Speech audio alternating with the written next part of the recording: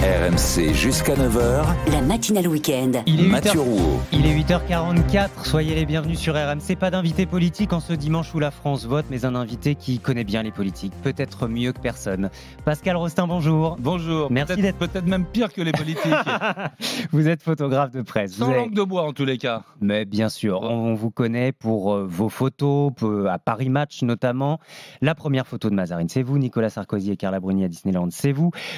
Est-ce qu'on peut vous appeler paparazzi ? Est-ce que vous aimez ce mot ? Ah oui, totalement. Ouais. J'assume totalement ce terme de paparazzi parce que quand on a eu la chance d'être baptisé par Federico Fellini qui a inventé ce mot La Dolce Vita, lors du film La Dolce Vita, parce que le photographe sur son Vespa qui suivait avec Marcello, qui était journaliste via Veneto, Anita Hedberg, il l'avait appelé paparazzo dans son film, qui est la contraction de deux mots italiens, papatacci, qui sont des petits moustiques très chieurs, très silencieux, très accrocheurs, qui sont originaires de la plaine du Pô, d'où était originaire Fellini, et razzi, les éclairs des flashs des photographes. Donc oui, on assume totalement. Ça résume bien et vous assumez. Vous diriez que ça a commencé quand ? Pas votre intérêt, mais l'intérêt du grand public pour les hommes et les femmes politiques. Parce que pour les acteurs, pour les chanteurs, pour les stars, on comprend bien, mais les politiques, à la base, c'est pas très bankable. Alors en fait, le premier d'entre nous s'appelait Heinrich Salomon aussi. Il sévissait en Allemagne entre les deux guerres et il cachait son Leica dans son haut de forme et c'était le premier à saisir des réunions politiques sans autorisation.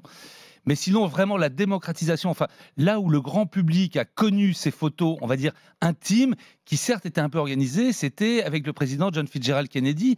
On ne se souvient pas, mais chaque semaine, dans la presse américaine, nous avions sa fille Caroline à la plage, Caroline à la montagne, Caroline au tennis, Caroline fait du cheval. Ça rappelle des bouquins pour enfants. Et surtout, la photo de John, son fils, sous le bureau du Resolute, cette fameuse photo en noir et blanc.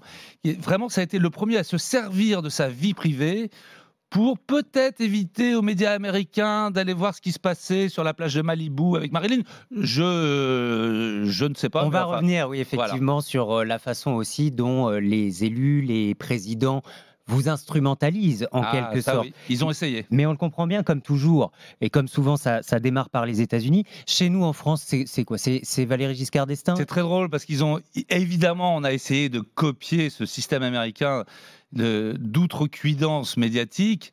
Et ça s'est mal fait parce que Giscard qui débarquait dîner chez des Français ou qui jouait de l'accordéon, ou Chirac qui avec son Walkman allait au concert de Madonna avec son pli sur le jean, ça sonnait un peu faux. C'est de la com. Mais c'était de la com. Et c'est vrai que nous, on lutte contre ce storytelling qui est imposé par les communicants. C'est-à-dire que les hommes et les femmes politiques ont besoin de séduire, donc inventent des histoires.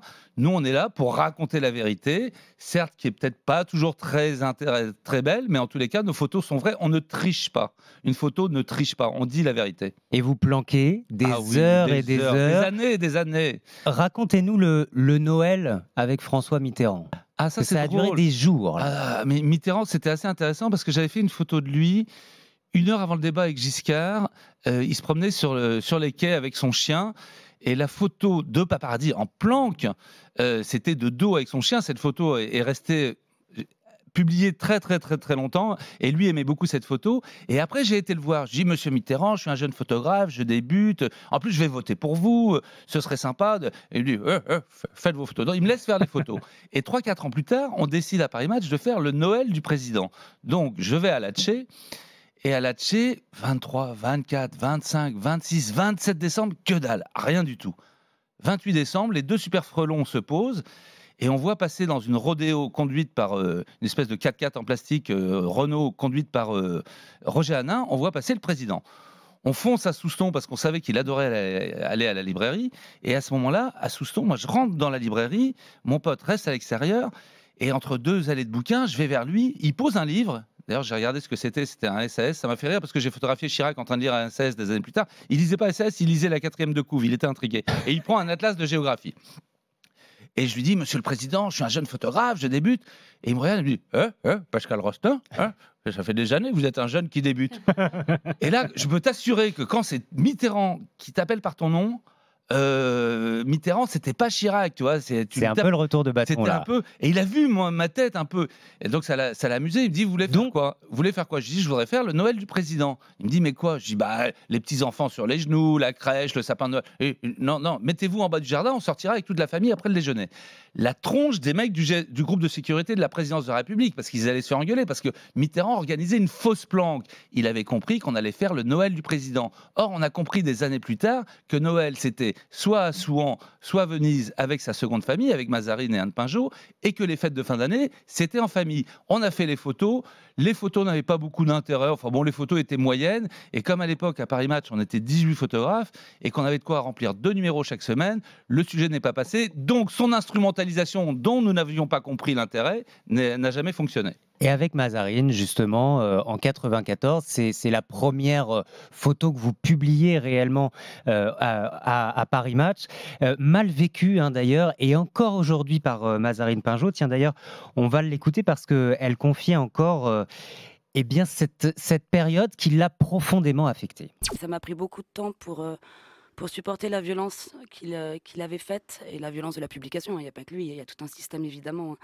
La violence d'avoir été comme ça, outé, on dirait aujourd'hui, montré du doigt et devenu bête de foire quand même, puisque pendant un certain temps, c'est ce que j'étais, c'est-à-dire un objet, une image qui m'a quand même beaucoup porté la poisse. Je vous vois lever les yeux au ciel. Ouais, je lève les yeux au ciel parce que ça l'a quand même fait exister. Et puis, il faut que vos auditeurs et vos auditrices connaissent la vérité. C'est-à-dire qu'on avait demandé l'autorisation à Mitterrand de publier les photos. C'est vrai que notre seule, pas angoisse, mais c'était de savoir quelle allait être la réaction de Mazarine. Mais ça lui a permis quand même d'assister aux obsèques de son père. Et ça lui a donné une existence. Donc vous avez aussi un rôle. Un rôle de publier la vérité, oui, bien sûr. Elle le dit aussi, Mazarine Pinjot. Voltaire, au XVIIIe siècle, disait « Le droit de dire et d'imprimer ce que nous pensons est le droit de tout homme libre, dont on ne saurait le priver sans exercer la tyrannie la plus terrible. » Donc, je pense que cette citation de Voltaire va plaire à Mazarine. Elle le dit, il n'y a pas seulement vous, il y a aussi la direction de la publication, et puis il y a surtout le public. Et d'ailleurs, vous dites ça, vous, notre patron, c'est pas le futur président, c'est pas forcément mon patron de presse, c'est le public qui, chaque semaine, réclame sa part de bonheur. Le même que le vôtre. On est voyeurs, électeurs voyeurs. On est tous voyeurs, évidemment, mais on est tous affamés de vérité et on est tous submergés de storytelling, d'histoires inventées. Donc, c'est pour ça que ça fonctionne et c'est pour ça que ce qu'on appelle dans notre profession un scoop, une révélation, c'est souvent repris et c'est souvent très important parce que c'est la vérité. Vous êtes devenu parfois assez proche de ces présidents que vous avez suivis. Non, c'est pas vrai, Pascal Rossin. Si, c'est vrai. Trop proche. Des relations d'amitié, carrément. Trop proche. Non, ouais, après il y a eu Chirac. Chirac, c'était très drôle. Moi, j'ai quand même réussi à pénétrer l'intérieur du G8 pendant 2 jours et 2 nuits. Et c'est incroyable parce que je croise Chirac 6 mois plus tard à la Mamounia, à un hôtel à Marrakech, et il vient vers moi, il me dit Rostin, racontez-moi comment vous avez fait pour avoir une chambre dans cet hôtel. Ma fille Claude n'en avait pas. Je dis Monsieur le Président, je vais vous le raconter, mais c'est un secret. Et en fait, j'avais passé 2 jours et 2 nuits avec Bush, Poutine, Tony Blair, Chirac. C'était mais comment vous faites pour passer incroyable. Les barrages de sécurité? Ah non, mais je vais te le dire peut-être. Mais il rêve. Oui, parce qu'il y a ce réseau d'informateurs, il faut, j'imagine, aussi pas mal d'argent. Il faut du culot. C'est pas tant l'argent, c'est du culot. C'est Pierre Lazareff, le propriétaire fondateur de France Soir, disait dans le journalisme, la malchance est une faute professionnelle. Et Pierre Lazareff disait, si tu ne peux pas rentrer par la porte, tu rentres par la fenêtre. Donc je pense que les jeunes générations de journalistes devraient un peu relire les mémoires de Pierre Lazareff. Et puis aussi, c'est parfois le hasard des amitiés, des relations. Pour Nicolas Sarkozy, c'était via Carla Bruni. Bah ouais, Carla Bruni, je l'ai connue, elle avait 15 ans, donc on était très très proches. Donc c'est vrai que. Et un jour, Nicolas Sarkozy vous retrouve à l'Élysée, affalé sur son canapé. C'est vrai. C'est vrai, vous avez entièrement raison. Et j'étais un peu gêné parce que c'est vrai que j'avais fait la couverture de Paris Match avec Cécilia et Athias à New York. Et oui, donc il avait des raisons d'être légèrement agacé par vous. Un peu agacé. Et quand Carla se marie avec Nicolas, d'abord j'avais fait les photos sans la prévenir chez Mickey, les premières photos. Et après, je lui dis, écoute, un conseil que je te donne maintenant, c'est Agence France Presse. Hein, les photos sexy, c'est terminé. Et elle me dit, tu veux pas les faire? Je lui dis, ouais, écoute, je sais pas, ton mec, il est rancunier, il va me péter la gueule et tout. Et en fait, je vais un jour à l'Élysée et je fais des photos de Carla.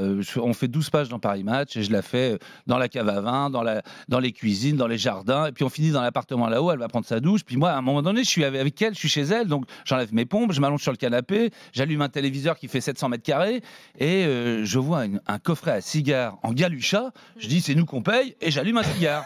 Et là, j'entends la voix du président derrière moi. Il me dit, ça va, Rostin, t'es à l'aise? Et là, t'essayes de planquer le cigare que tu lui as gaulé, t'essayes de.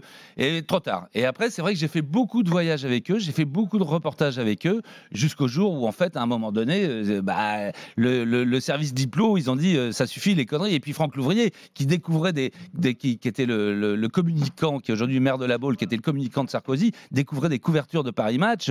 Et Nicolas il Sarkozy. me disait, et Franck Louvrier, il avait une expression très curieuse, il disait Dame Daniel. Il m'appelait, il me dit Dame Daniel, t'as encore fait une couverture, je suis pas au courant. Donc voilà, c'était. Juste d'un mot et dernier mot, Pascal Rostin, parce que de tous les présidents que vous avez photographiés, Nicolas Sarkozy, c'est peut-être celui qui était le plus magnétique. C'est celui qu'on a retrouvé à la une des journaux, j'aime pas trop ce mot, mais journaux People, pour faire large, le plus de fois. Ouais, mais vous savez, c'est un paradoxe français. On est gaulois, on gueule, on n'est jamais content. C'est-à-dire que les Français gueulaient les politiques, les journalistes politiques, parce que Claude Chirac fermait ne donnait rien. On gueule parce que Sarkozy, il en donnait trop. Enfin, je veux dire, c'est le mal français de ne jamais être content. Je pense qu'en tant que journaliste, quand vous avez la chance de pouvoir photographier, être dans l'intimité d'un président de la République, je ne connais pas un journaliste, ou alors il faut qu'il brûle sa carte de presse, qui refuserait de le faire, quel qu'il soit. Pascal Rostin, merci beaucoup. En planque là, j'imagine, encore et toujours. Ah là, on est sur un très très gros coup. Oh attention, c'est bientôt à découvrir. Toujours pour Match ? Toujours Paris Match. Merci Pascal Rostin, Merci. photographe de presse.